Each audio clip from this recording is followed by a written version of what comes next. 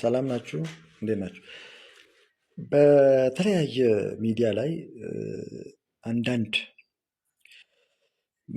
ምሁራን ነን ባዮችም እንዲሁም የፓርቲው ጽንፈኞቹም ሁሉም ተረባርበው እንግዲህ ስም ማጥፋት ዘመቻ እንዲሁም የድሮ ፖለቲካዎችን መጫወቱን ቀጥለዋል። እንግዲህ የምናውቃቸው አይገርምም። የምናውቃቸው ግን አሁን አገር ቤት ሆነውም ይሁን ሌላ ሀገርም ሆነው በሚዲያ የሚያስተላልፉ ብዙ ጉዳዮችን ያው ዲዮ አድርጌም ቪዲዮ ማሳየት ፈልጌ ነበር። ያው በፒክቸር አንዳንድ ፒክቸር የተለያየ እንትን ያወጣሁት አለ። ምናልባት እሱን ሃይላይት አልሾዩ ግን ኑሮ ውድነትን በተመለከተ እና እንዲሁ ስለ ልማትም በተመለከተ እኔ ራሴ ያነሳሁት አጀንዳ ነው። ይህን ነገር ያነሳሁት ችግራችንን ፈትሸን ፕሮዳክቲቭ እንድንሆን ነው። ሶሉሽን እንድናመጣ ነው እንጂ ፖለቲሳይዝ ለማድረግ አለ። ፖለቲሳይዝ የሚያደርጉ ብዙ እንዳሉ እናውቃለን። አብዛኞቹ ለፖለቲካ ጥቅም ነው የሚያውሉት። ኑሮ ውድነት ይላሉ። ኑሮ ውድነት እኮ ምን ማለት ነው? ስለ ኢኮኖሚ የተነተነ አንድ የአማራ ምሁር አለ። አሁን ደጋግሜ እዚህ ጋር የነበረውና ይህ ምሁር ተብዬው ምንድን ነው የሚያጠነጥነው? ሰው አገሪቷ በልማት እንደዚህ ምናምን ተብሎ ከተወራ ይላል። እንግዲህ የተሰራ አይደለም የሚለው ተሰርተዋል። ብዙ ለውጦች መጥተዋል። ብዙ ተአምር የሆነው ሚራክልስ ሪሊ ሚራክል ዴቨሎፕመንት ነው። ታይቶ የማይታወቅ ሚራክሎች አሉ። ተጀምሮ ያላለቁ እኮ አይደለም፣ ተጀምሮ ያለቁ ማለት ነው። አሁንም የተሰሩ ያሉ ብዙ አሉ። ነገር ግን የእያንዳንዱን ዜጋ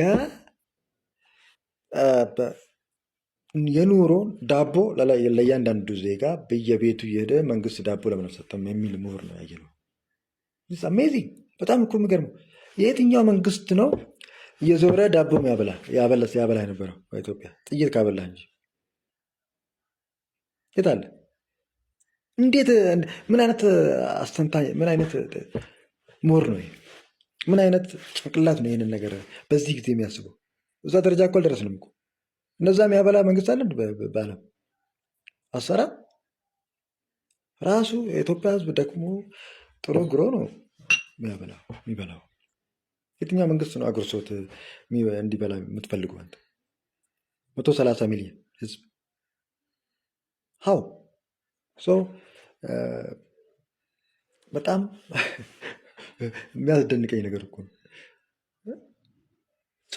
ይሄንን በሚዲያ እያቀረቡ እንደዚህ አይነት ሰዎችን ለህዝብ ያሰበ ለሀገር ያሰበ አስመስሎ የራሱን አጀንዳ ለምን የመንግስት አልያዝኩም የሚል አይነት ራሱ ቢሆን እኔ በሆነ ሳ ብሎ እኮ ማሰብ አለበት። ሰው ምን ማድረግ ትችላለህ?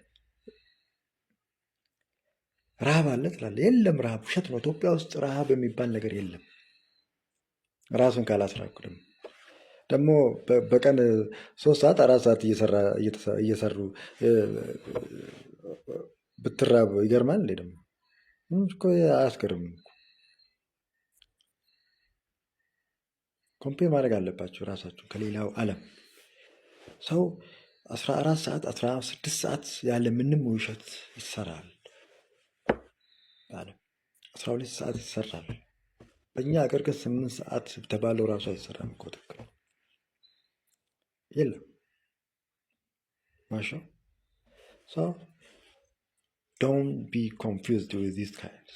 እንደዚህ አይነት ሰዎች የህዝብን እይታ ለመቀየር የሚሞክሩ በሚዲያ ቀላል አይደለም እና ከዚህ አይነት ሰዎች ተጠንቀቁ ለማለት ነው። ቴንክ ዩ